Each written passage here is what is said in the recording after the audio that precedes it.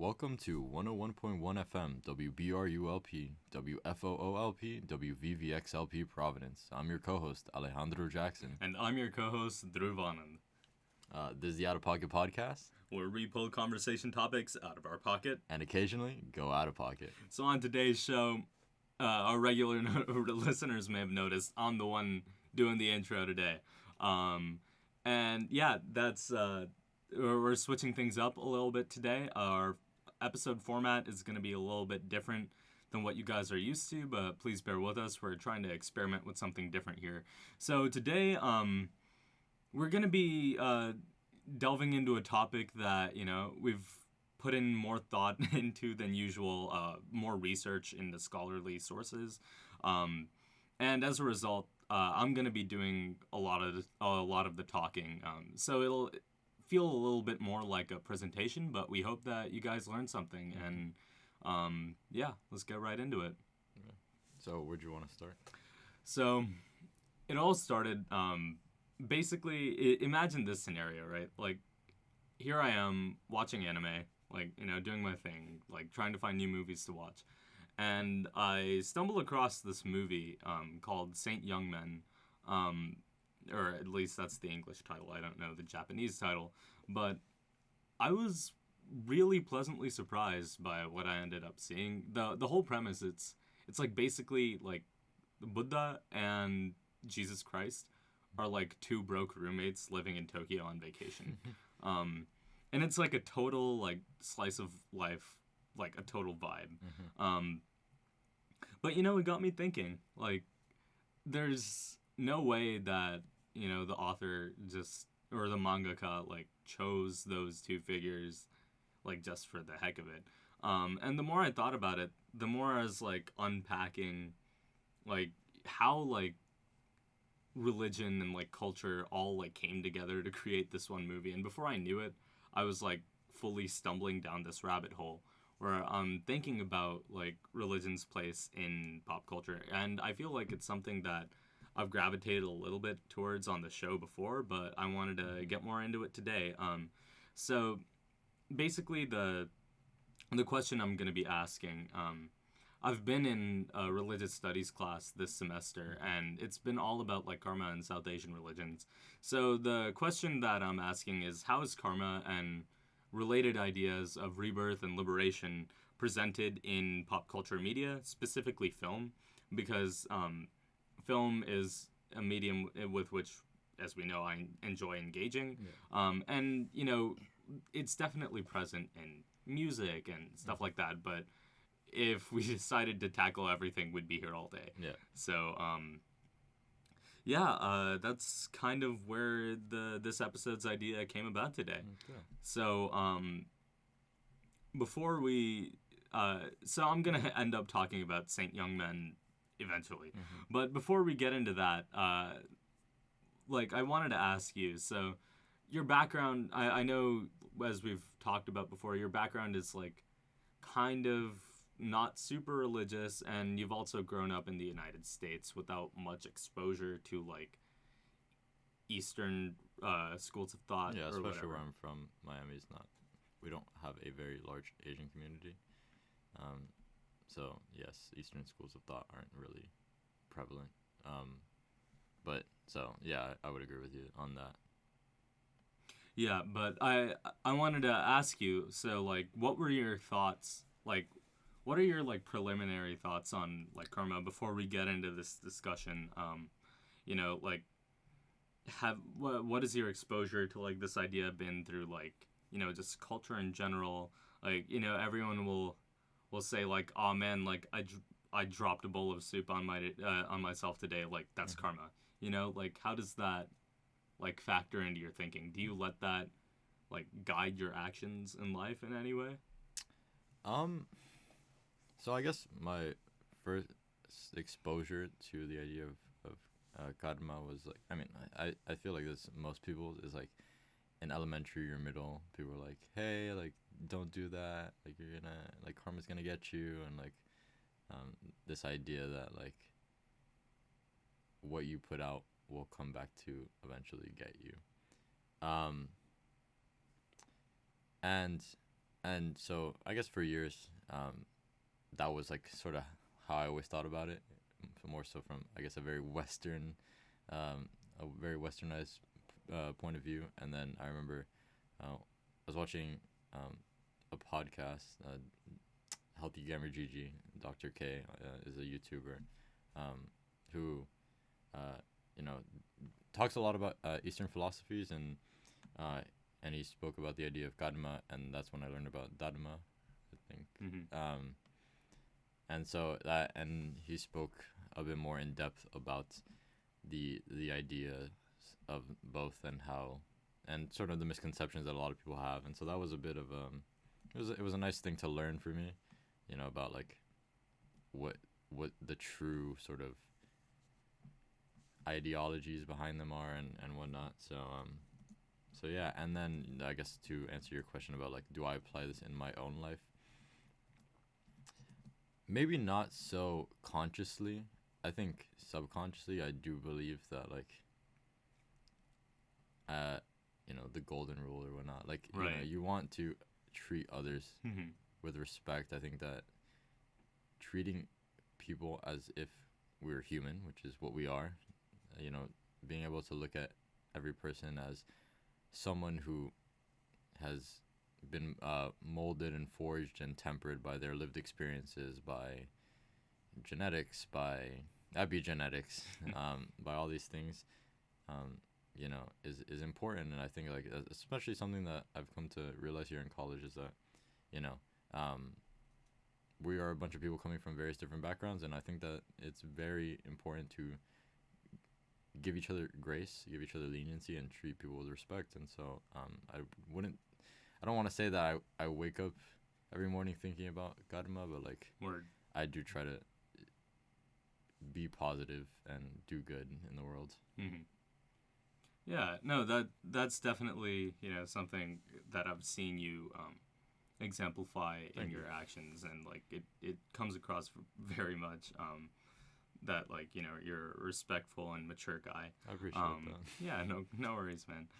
For me at least, I've definitely had a different experience because, I was born and raised in like a South Asian religious tradition. So these ideas have, in their more like formal, like I guess manifestation, have definitely been present in my life for a very long time. And I'm not about to say that like I wake up every morning and I'm thinking like, okay, what is like the karmically right thing to do? Yeah. But at the same time, it's definitely factored into how I act, how I think, and what I tend to do in the world. But that was like, I feel like that was a good icebreaker because like now Karma has like this very like pan-religious like pretty much anyone from any background, especially in the West, could be like what goes around comes around. Yeah. Golden rule, right? But in its original form, Karma had like a lot of it carries a lot of nuance, a lot of weight that's not necessarily reflected. And the first thing I wanted to sort of talk about is like, how did we get here with this idea of karma? Or, I keep saying karma because it's like, Western, but like in its original form, karma is like the Sanskrit word meaning action, or it derives from the word meaning action. And it's really interesting. In the most like narrow and original form, karma first presented itself in like Vedic texts, which are like really old like Hindu books, or not even books, but one thing that I do want to like shout out as like a disclaimer right here before I get into this conversation, it's gonna be filled with a lot of generalizations because we have to fit this in an hour. We got to fit this in an hour, as our show usually is, and to truly give all these ideas like the space they need to be like nuanced, we would be here all day. Yeah. But that being said, I do want to like attempt some form of like a speed run. So like let's get into it. Okay. So, as you mentioned, like, karma does have this more formal definition that's not necessarily present in the American West.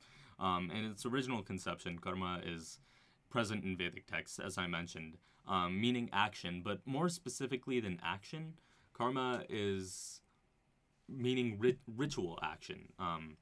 So in like the whole like another thing is like it's so tied in with Indian history that it's like hard to completely isolate these ideas from the rest of like the culture and like the history of what's going on. So in that early Indian society, you know, the caste system is like slowly like being solidified, and at the top of the caste system are the Brahmins, or the priests. And Brahmins were like they would be performing like rituals and pujas and all sorts and homams and all sorts of things in order to essentially like secure themselves a spot in an afterlife, or like secure themselves liberation from the cycle of rebirth.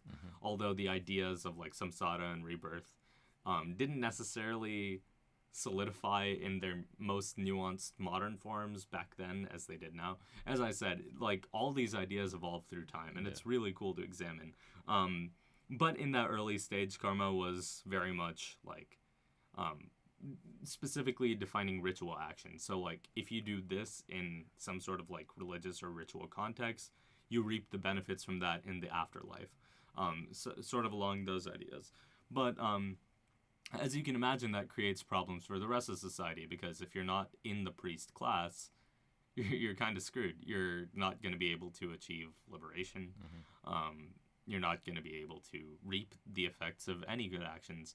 So understandably, this caused a little bit of tension, and this tension would come to a head in a couple of centuries later, after like the original Vedic texts were sort of like conceived. And it's around this time where like we see like the origins of Buddhism, which I'm sure a lot of people in the West are familiar with, but also Jainism, which you know, it's not really a religion that I think has been talked about. I certainly like didn't really learn about Jainism in school. Really? Yeah, okay. They taught in AP Worlds from what I remember.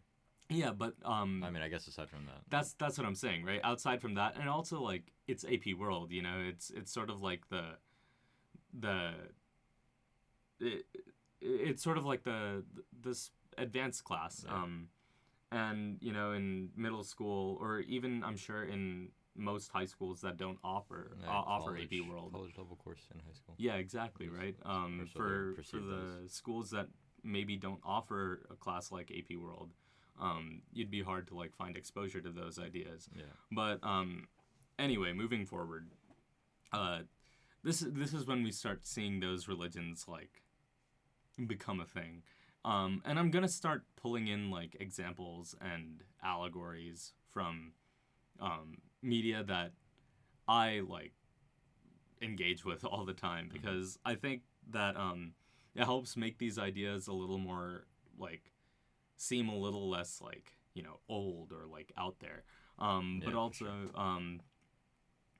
it also like ties into the whole like topic of this discussion. How are these ideas presenting themselves in our pop culture today? So basically from this point onwards, you have like a very general sense of like karma is a problem, right? Everyone sort of agrees on this. Like the more karma you accrue, you stay stuck in your embodied form and you keep going through the cycle of rebirth. And everyone sort of agrees that the goal is to get out of this. However, pretty much nobody agrees how to do that. So you end up coming across like the spectrum. And on one side of the spectrum are like the Jain like school of thought, which is basically like it's the most logical, you know. You'd be like, well, if action is the problem, non-action is the solution. So early Jain philosophy and, you know, like a lot of the Jain texts pretty much preach like this form of asceticism where you like stand very still, or like, you know, they preach nonviolence or ahimsa, which is basically limiting their action in the outward world. You see, like, you hear about Jains like wearing masks or something to prevent like breathing in bacteria or bugs, and you like hear about them walking around barefoot. And it's this really interesting dynamic where they're in like the original Jaina philosophy, they're so non-violent towards the outer world, but it's totally okay to be violent towards yourself. Because as they view it, like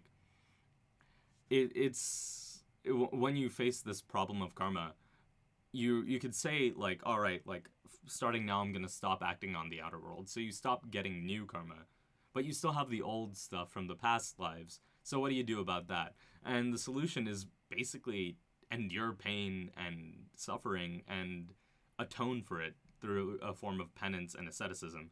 So I actually saw this idea come up when I was watching Castlevania a while ago, which is like probably one of the sources you'd least expect to find discussions about like stuff like this. But in the show, there's this character named Isaac who's like honestly probably one of my favorite like best written characters in a TV show. He has like this crazy arc in like season 3 and season 4. But in season 2, Isaac begins in like a very like sort of troubled state. And in this state, he's basically he's committing like self-harm and self-flagellation. And his direct quote in like a monologue while he's doing this is like, the body is sick, it must be purged, it must be focused, this is holy work. And in that, it's like, it's kind of wild because asceticism is, you know, something you'd expect to see in, as I mentioned, like a Jaina context. But in the show, Isaac is Muslim. So he comes from an Abrahamic religion's context. But more importantly, he's also he's violent. Like in the immediately the next scene, he ends up like offing a vampire who's like trying to betray Dracula. It's like super metal, but I'm not about to assert that like, oh, like Isaac is a Jain. He's very much not. Yeah. But I do think it raises an interesting point that like asceticism is kind of like this almost universal concept that like it shows up in like Shia Islam contexts. It shows up in even like medieval Christian contexts. So like it's kind of interesting how a lot of different religions, including like Jains, ended up coming up with the solution where like harming the self is like the way to either like get closer to God or to like focus your consciousness, or in the context of Jains to do away with your old karma. But yeah, that was an interesting like parallel for me. So that was one extreme. Yeah, so that's one extreme. The other extreme is the one that I'm most used to hearing throughout my life, because it's the Hindu teachings of Dharma. You mentioned Dharma before. Do you remember like what the context was? From what I understand, it's your duty. And so, I mean, like I said, so I heard it from this podcast that I was listening to, but and bear with me because this was like 2 years ago over quarantine, so I would be lying if I said I remembered all of what was said. But essentially, the person who was speaking in the podcast was just talking about sort of like separating the ideas of Karma and Dharma, like, because he seemed to be saying that people sort of tend to kind of unite them as one, right, when they're not. So yeah, no, he's kind of right about that. So as I mentioned, karma is action, and you're right that like in the broad sense, dharma is your duty. It's kind of like your purpose of what you're supposed to do in the world.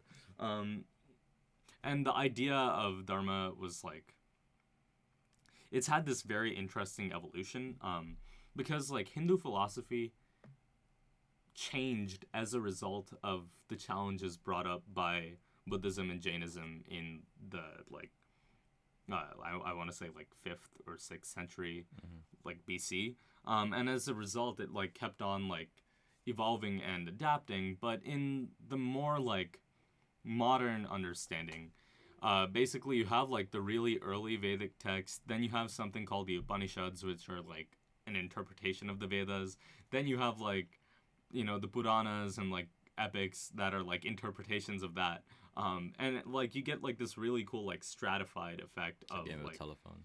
Literally, and on top of a game of telephone, new ideas are like coming in the whole way, and eventually you get like this really important text called the Bhagavad Gita, which is a part of a larger text called the Mahabharata. I'm not about to get into that because it's literally like 20 times longer than like the Iliad and the Odyssey combined or something crazy like that. But in the Mahabharata, there's a short section called the Bhagavad Gita where, in essence, it's the god Krishna telling this dude Arjuna, like, Arjuna is about to fight this battle, and he's very scared because he's going against like his family, essentially, and he's like, I can't do this. Like this, I think we might have talked about this in a very early episode. It was episode 3, 4. Okay, I think 4. Yeah. Uniqueness of perspective. It was 4. Yeah. And that's crazy. Full circle moment. Yeah. But as I said then, I'll say it now. Krishna was basically like, you got to do your dharma, and here's why. And he goes on like, he starts like spitting bars, and he's like, here's how you got to do it. And like in an older interpretation, basically like if you take the text for what it is, doing your dharma is basically like, it's an excuse to basically do your societal role without like feeling bad about it, in the way that like doing your dharma basically demands that you do some action in this world, instead of like the Jaina like, hey, I'm done, and you know it sort of excuses the fact that like you would think that like basically killing any being is bad karma. Like pretty much everyone agrees with this. And so in like a Buddhist or a Jaina context, like killing something in the name of like, even in the name of like ritual or providing for your family is bad. But in like the Hindu Dharma context, if you're a butcher and that's your job to provide for the community, then you're doing your dharma, you know, that's the role you were born into. Yeah. But a lot of, as I said, these ideas keep evolving with time. And so a modern like context is like, because we have such ideas of like individualism ingrained in us today, a lot of people choose to interpret dharma as like your passion or your calling instead of like what you were born into, and that allows us a little more leeway to like not do what our parents tell us to do, something like that.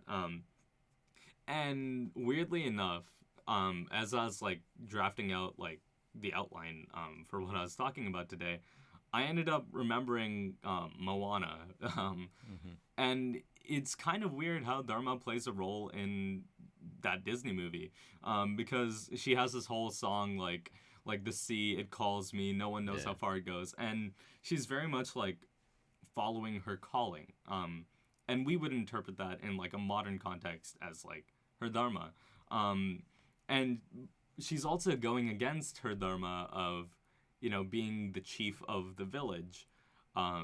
But like as the movie unravels further, she eventually ends up doing both. She leads her village and leads them across the seas to find like new places. So like it's a very like interesting occasion where like she ends up doing it by both interpretations of following her dharma and doing the right thing.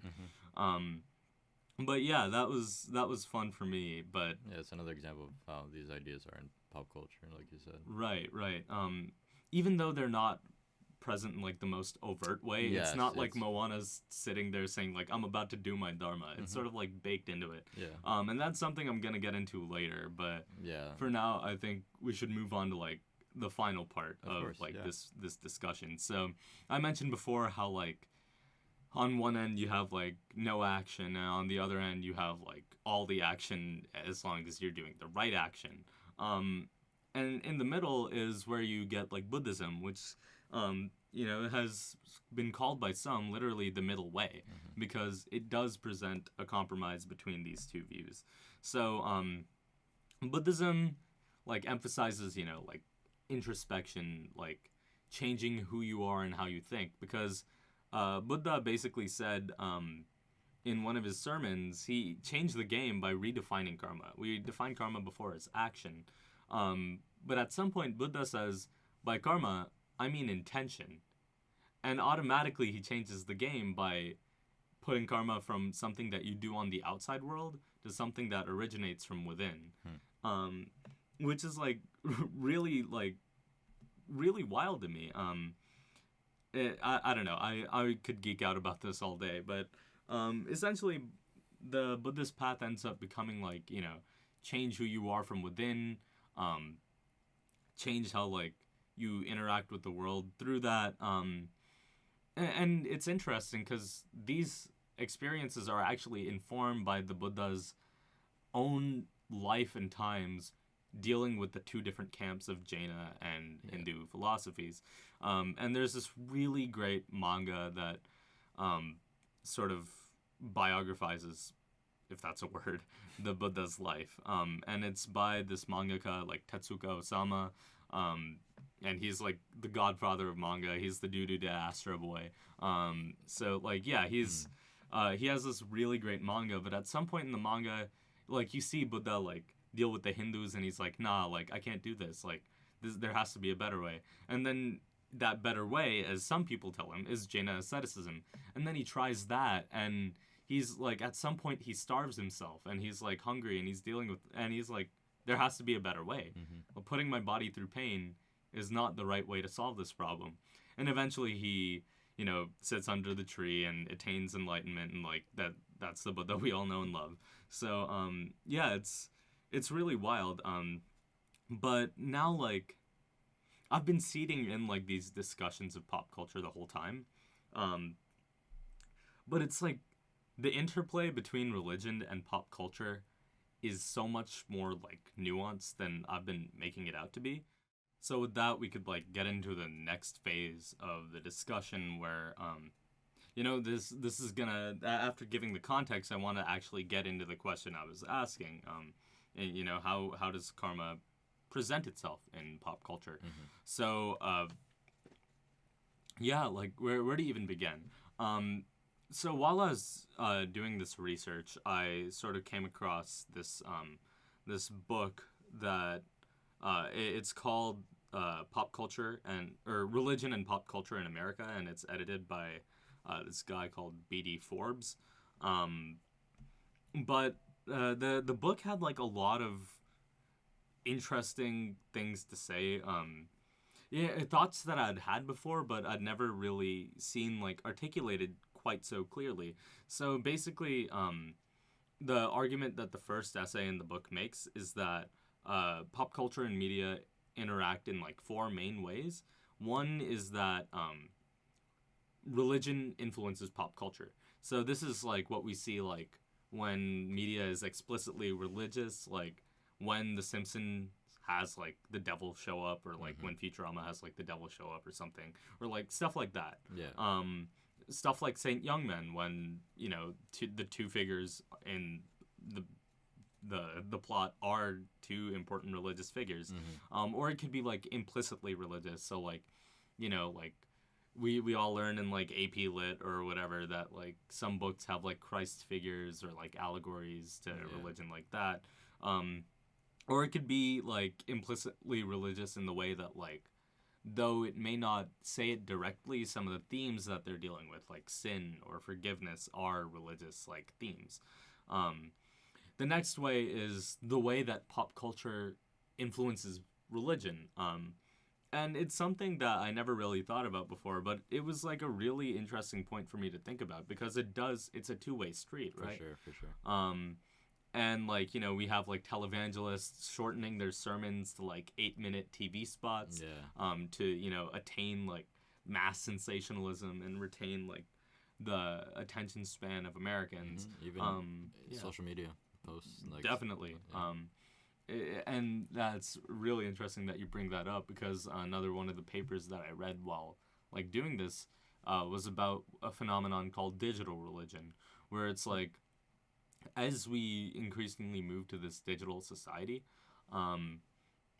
that's another form with which people are now engaging with their religion and spirituality. You know, you don't really have to go to church anymore if you don't want to.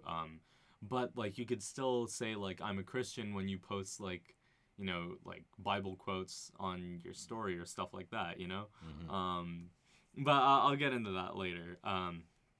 But on a personal note, it sort of affected me because like in some way, so there's this series of comic books in India called Amar Chitrakatha, and this is a way religion presents itself in pop culture because it's comic books about like Indian stories, so like the religion, the myths. A large portion of what I learned about the Bhagavad Gita actually came from the Bhagavad Gita as presented in comic book form by Amar Chitrakatha, you know, and but in that way, it's also like the way pop culture influences religion, because now that it's being presented in this format, I'm being educated on, you know, my like religion through comic books. Yeah. You know, it was I still hold them like very near and dear to my heart, and I still have like a whole collection of them back home. But yeah, like it's weird that I never like explicitly had to. I mean, I still did go to Sunday school, but that's the story for another day.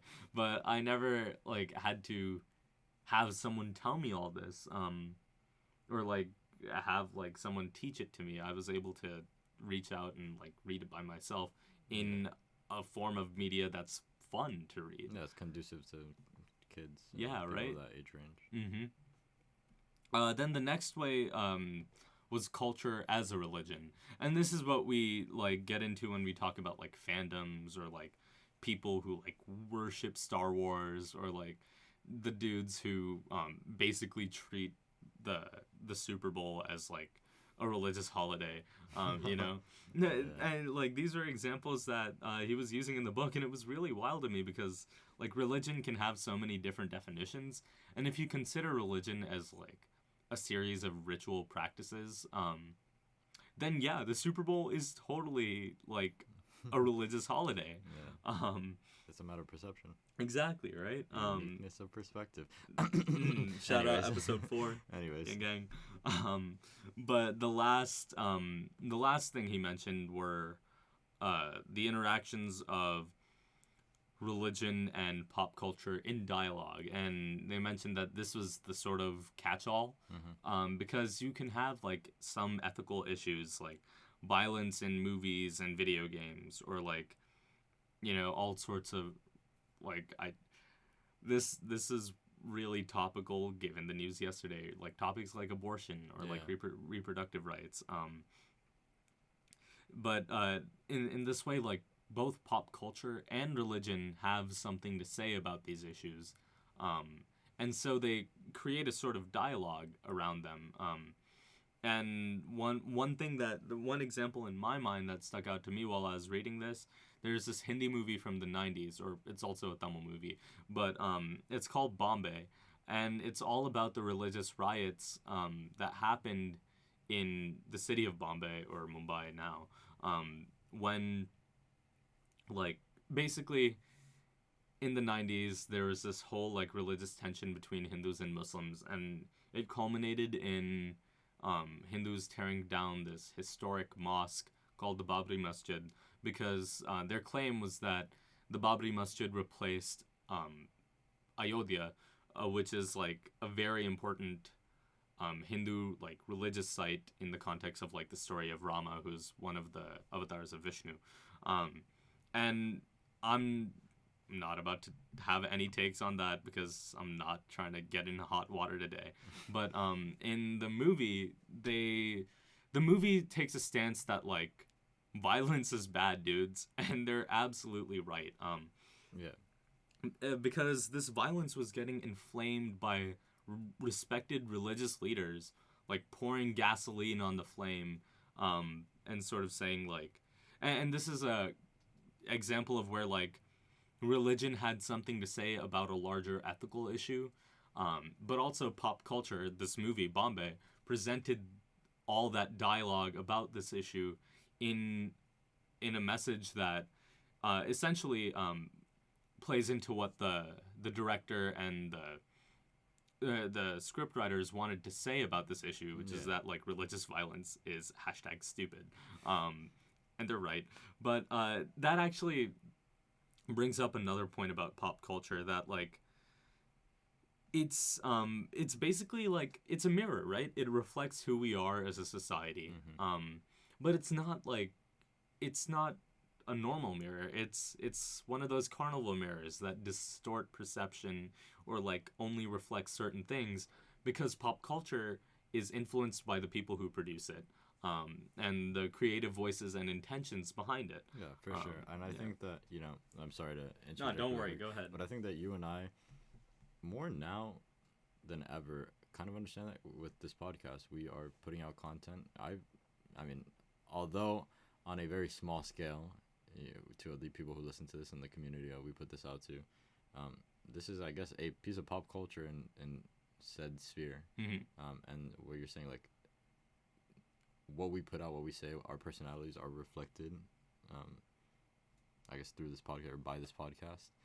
And the thing I would add to that is also the people who are listening to it, depending on their lived experiences and their takes, will perceive what we say a certain way. And so I would say that, with what you're saying about, like, pop culture and it being a distorted mirror, I think that is a very true analogy. Right. So yeah, thanks for bringing that take in, because like you're right. Like we're fully engaging in a form of media at this point, and we're producing content. And I especially today, I think we're veering towards like an educational route, and conversation swerve. This is exactly what has been done with pop culture, not just now. Like I mentioned Amar Chitrakada, but like way back, there's actually this really interesting thing that I learned in my religious studies class, that Jains used to teach their philosophies of karma through like board games. And actually probably one of the earliest forms of what we know as like Chutes and Ladders or Snakes and Ladders if you're from like anywhere that's not the United States. It comes from a really old Jain board game about like action and trying to achieve that end goal of liberation. And sometimes you do good actions that bump you way up. Those are the ladders, and sometimes you mess up, and those are the snakes, right? So yeah, religion and pop culture, really cool stuff. And I did want to get into like, because it's so old, it has like two separate like, how do I say this in like a not goofy way? I guess what I'm trying to say is that the ideas I'm talking about today are not really present in Western media explicitly. And that's like the asterisk that I'm putting there, because Western media is predominantly, especially in the United States and Canada and Britain, it's predominantly influenced by Judeo-Christian thought. Yeah. And I don't, that's not a stretch to say. I don't think so. And it's also that in the reading that I was doing, the book about pop culture mentioned that like, for some people you could interpret Superman as a Christ allegory. Yeah. But other people could interpret him as holding Jewish values. And both schools of thoughts are equally valid, because it's the same text. It's just like two people from different religious contexts gleaning like meaning from that, Yeah. So because of that, it sort of creates like this really cool split that I want to talk about, where a lot of the Eastern culture I was engaging with, especially like the anime and manga that I was engaging with, sort of assume that everyone has this baseline exposure to karma through the lens of like Japanese Zen Buddhism. Whereas in the West, because we're not really engaged in karma in a religious context, but more as like sort of this impersonal system of where like you do good action and it doesn't necessarily need to be religious. It could be secular and doesn't conflict with your belief in God or non-belief in God. It creates two different forms of culture where the Eastern media sort of directly engages with the tradition and is able to hold more nuanced discussions about it. Whereas like the Western media, with the exception of, as we've talked about before on this show, one of my favorite shows, Avatar: The Last Airbender, sort of like does have these themes of karma, but skirts around it a little bit. So yeah, like before we get into that last discussion, what did you want to say anything? I guess I think it's sort of, we kind of briefly touched upon this for a second about how we are sort of contributing to, the media and pop culture. I think it's a little meta that we're talking about. Your peepers about these ideas in pop culture, and now we're talking about them on a podcast. And the other thing I was gonna say was, obviously I cannot, not being from, not being a descendant from these Eastern cultures, being exposed to these Eastern philosophies, it's hard for me to like have a grasp on the true meaning of these things and exactly how they are sort of dispersed throughout pop culture. But I feel like I can relate, and you have brought this up on one of our episodes before, about like, for example, or the idea that first comes to mind is black influences on music nowadays, right? So like for you, right, these ideas of karma and dharma and being present in pop culture, I feel like are analogous to me, and like, because I'm Afro-Cuban, right?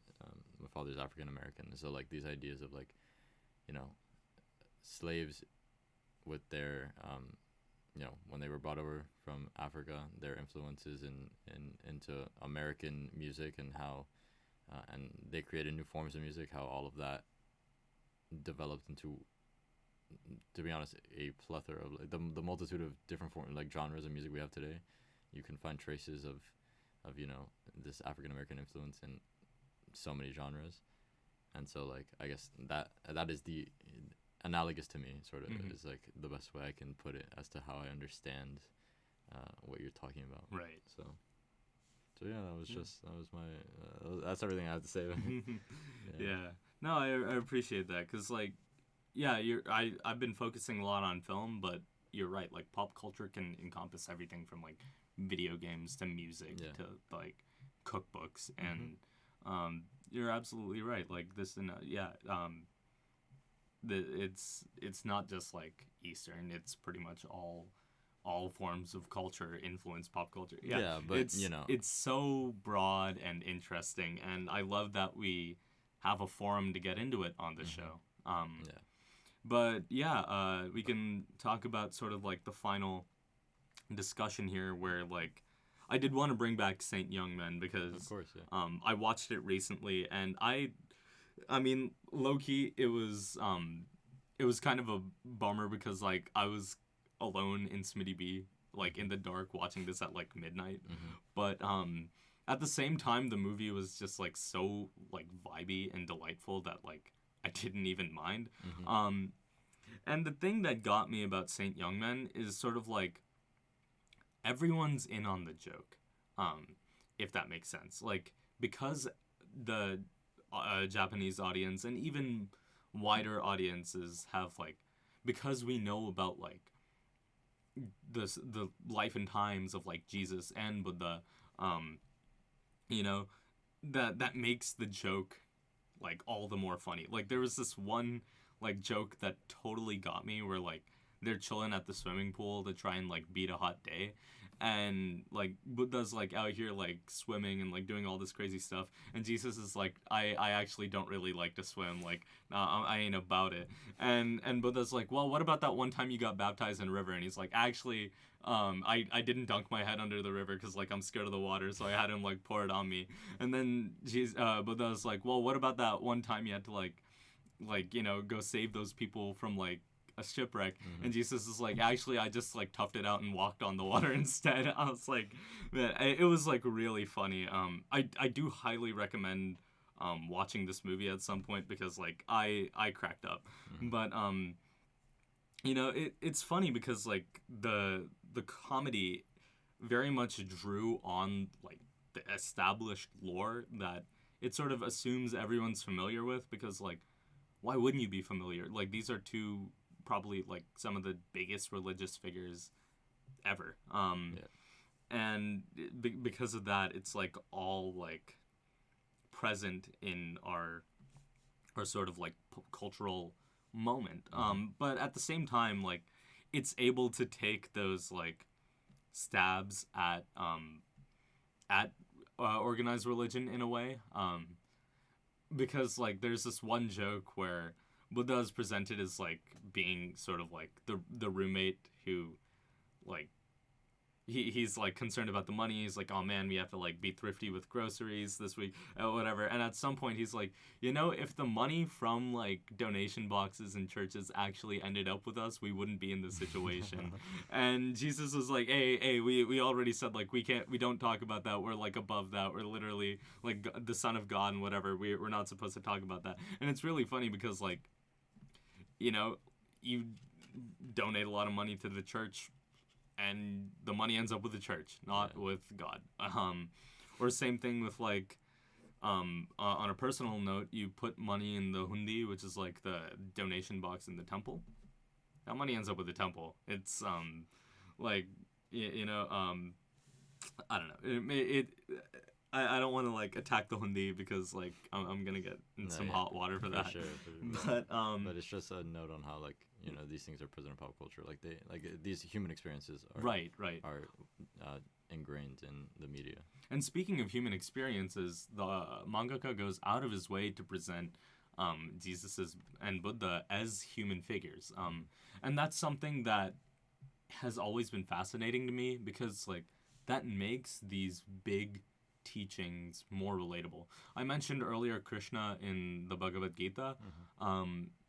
All the lore about Krishna from when he's a kid is like kind of a riot. Like Krishna was like low-key a menace. So basically what happened was there's a lot of lore and reasons why he's in this situation, but his father and his mother are in jail because there's like some prophecy that their child is gonna overthrow like this evil dude Kamsa. And when Krishna is born, like miraculously, like his father Vasudeva gets like the one like get out of jail free card, but only for one night to like not throw off the evil king. So like Vasudeva like picks up Krishna, and the baby's like miraculously not crying or whatever, and he starts like booking it.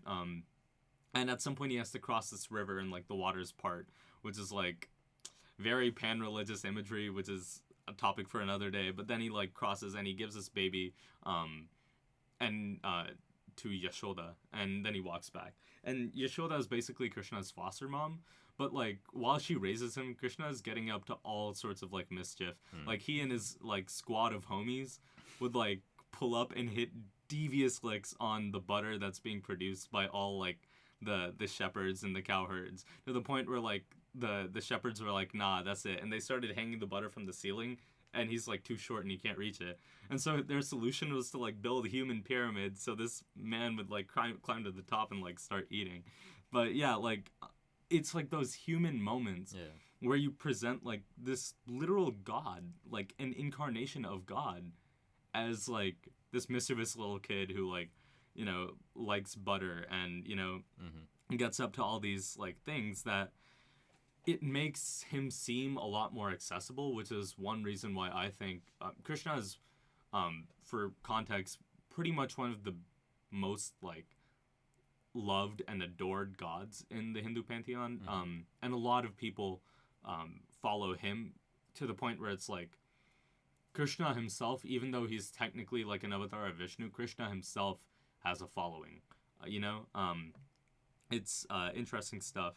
But yeah, like it's so wild to me that like in this like humanizing portrayal of Jesus and the Buddha, like you're able to see that like the messages that they spout, like, you know, do no harm, like stuff like that, like all this like karma stuff ends up coming back in a very relatable way. And it's just like pure vibes because they're just like two nice dudes who are like nice to each other, and it like the comedy's hilarious. But yeah, really enjoy that movie. But also like it has some things to say about like karma too. And like it sort of made these jokes about like when the Buddha was like headed to like this grocery sale, and he didn't end up getting to the grocery sale on time because Jesus kept on like taking him to like other places. But he gets there and he's like, oh, it's karma. And in some ways that's like a very Western interpretation of like, oh, that's karma. So like, yeah, like do with that what you will. But it seems like, you know, all these various influences coming together on one thing. But I'm like going way off the rails about this one movie, and I did want to talk about some other stuff too. So going more to like the rebirth and liberation side of things, there's a couple of like Western, like purely Western media that I think really brings up these ideas well. And like their ties to the actual original source material of like the East kind of vary. And on one end of the extreme, we have like very like clearly and like proudly like presenting we were influenced by Eastern ideals, and it's the goated show Avatar: The Last Airbender. Yeah, for sure. And like the Avatar himself, literally the Avatar, which is like a Sanskrit word, has like all these lives. He keeps coming back, reborn in different forms. And he's here to like bring balance and do the right thing, to the point where like in the final episode, Sozin's Comet, spoiler alert for this show that honestly it might be old enough to have a driver's license at this point, but like Probably. yeah, probably, right? I want to say 2005, maybe a little earlier, but I don't know exactly, but yeah. Either way, Avatar's definitely getting up there, but still a spoiler alert if you haven't watched it. I find it hard that you haven't watched it, but like whatever. In the last episode, Aang is faced with the choice of killing the biggest bad of the entire show, the Fire Lord, who's caused all these horrible things, and done like all these evil deeds. And Aang is still having trouble with coming about and doing the karmically unjust thing of taking a life, to the point where like everyone he asks, they're like, killed the Fire Lord. He meditates and starts asking his past lives, and they're pretty much like, it's kind of messed up, but you got to kill the Fire Lord. To the point where like Avatar Suki Avatar Kyoshi telling him like to off the Fire Lord became like a meme that Kyoshi's like straight menacehood. But eventually Aang ends up compromising to where like he learns like spirit bending from like the lion turtle, and he ends up taking the Fire Lord's bending away rather than taking his life. And it's like this very interesting, like it delves into like ethics and morality, and like it's very clear that Avatar has all these Eastern philosophical influences. And on the other side, you have media that's not explicitly influenced by these ideas. But as I mentioned before, with pop culture and religious analysis, you could, depending on who's doing the analysis, you can sort of make the argument that like, oh, like these themes are present here and like whatever. And one show that we both love and have talked about on this show before is Doctor Who.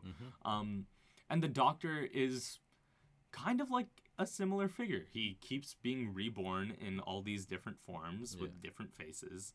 And he's his goal is compassion for humanity. And he goes on all these missions across the universe and knows all these different things. Or I mean, I keep saying he. The Doctor is currently a she. Yeah. But the Doctor does this because, you know, at the end of the day, they love humanity and are trying to like save them. And you can like sort of view this as like, oh, the Doctor is like a Hindu like avatar of like a deity in that sense. Or you could say like the Doctor is like sort of a Buddha parallel, whose whole preachings are about compassion and empathy. And along that same vein, you have like other media that's not explicitly like based on these ideas, but sort of you could sort of get the gist. And the one, for some reason, there's this big trope where it's like you live the same day over and over again. We see this in like Groundhog Day, Edge of Tomorrow, Palm Springs, this one episode of Supernatural. I could keep going. I don't know how or why it became such a big trope, but I'd be willing to bet that like this idea of being trapped in a cycle and having to either change who you are or like because the whole goal of most of these movies, save like a couple of them that are purely focused on like the plot, like Edge of Tomorrow, at the end of the day the main character changes in some way. And that's how they get out of the cycle. And the one I wanted to talk about was Palm Springs with like Andy Samberg and Christina Milioti. If you haven't watched it, I have not. It's a good one. It's funny, and it sort of twists the genre on its head. But it's like this the same story where like Andy Samberg is trapped in this cycle, and eventually Christina Milioti gets trapped in with him, and they keep going through like these different philosophical like Andy Samberg's been there for a while, so he's like totally nihilistic about it, and he's like, "There's no point. You're never getting out." Christina Milioti starts off like angry about it. Then she becomes like hopeful that she could find a way out. Then she ends up finding love and ends up like with Andy Samberg, but like they break up and she becomes like a nihilist. Like it's a really fun movie, but ultimately they both get out of the cycle by like changing who they are, committing to love, committing to hope, and getting out of the cycle that way. And like, call me like crazy, but I feel like that has a lot of undertones for these South Asian religions that are talking about compassion, empathy. These are the ways that you do good action and get out of the cycle of rebirth. I would agree. So, the one last question I wanted to ask you, because I know I just dumped a lot of stuff. But you know, we talk about pop culture a lot on this show, and we've also talked a lot of how like experiences and the world at large in general affect pop culture and how we view it in the ways. So one thing that I wanted to ask you is like, you know, you've been exposed right now. You've been exposed to like this entire presentation.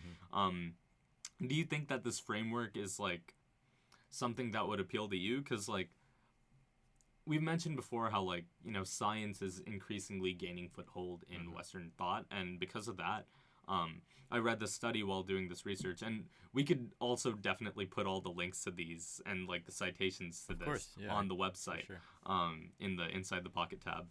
But it's all these or the study was basically saying that each generation is becoming increasingly secular because of, you know, all these various influences. Yet there's still a significant portion of the youngest generation, millennials, that are engaging with digital religion and to a lesser degree more traditional religion. And the digital religion aspect comes from the fact that, like, you know, you hear this phrase get thrown around a lot. I'm spiritual but not religious, you know? Yeah. Like, yeah, I can believe in some higher power, but like I don't really go to church, or like, you know, stuff like that. And I think that's what gives the digital religion a foothold, and I think that's also what gives ultimately an idea of karma in the West, where it's like this not really tied to religion thing, even though we just delved into like how it came from that background. But in the West, it's very much like this impersonal system of like do good. So like, do you think like in some other cultural contexts, like you would have seen this idea differently, or like how do you think it's being reflected after this entire discussion? I think that, as you said, I would not consider myself a religious person, but I do think that the messages, the lessons, the ideals that come from a lot of these texts are very important. I think that science does show a lot of things, but like, science will not have you reflect on how to be a good person, at least in my opinion, unless you're reading studies about how doing kind acts can make other people happy, like, yeah, serotonin spreads. But anyways, so I do think that, yeah, I could follow this framework. I think my biggest takeaway, even though I would say, I say this is surprising because it was kind of about something very minor you brought up, it was about Avatar and how instead of choosing to kill the Fire Lord, he took away his bending. And what I sort of took away from that and sort of the larger context of the conversation is like, and I'm going to bring this up even though there's another controversial issue, like the idea of the death penalty, right? It's always something that's I am personally not for. And I think that hearing you talk about the Avatar and Gadma and like, it made me realize that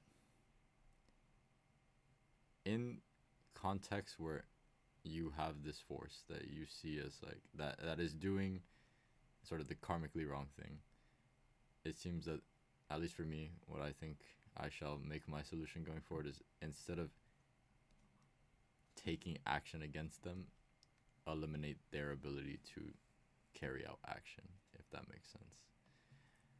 Because like, it sounds very, but like in the context of like Avatar, right? So like, instead of taking action and killing the Fire Lord, he so essentially limited the Fire Lord's ability to do wrong. Right.